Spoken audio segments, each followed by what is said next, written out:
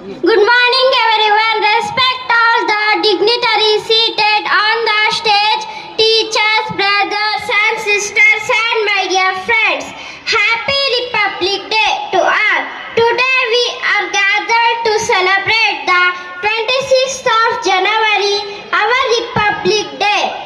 It was on this day in 1950 that the Constitution India came into force and our country became a republic. This day reminds us of the great leaders and freedom fighters who worked hard to give us our rights and freedom.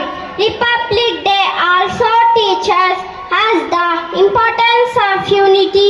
India is a country of many cultures, languages and traditions, yet we all stand together as one nation. This day encourages us to respect each other and live in harmony. When we stay united, our country becomes stronger and more peaceful. We should always remember their sacrifices and try to follow the values they taught us as students. It is our duty to study well, respect our elders, be responsible citizens. We must keep our surroundings clean, help others and always speak the truth.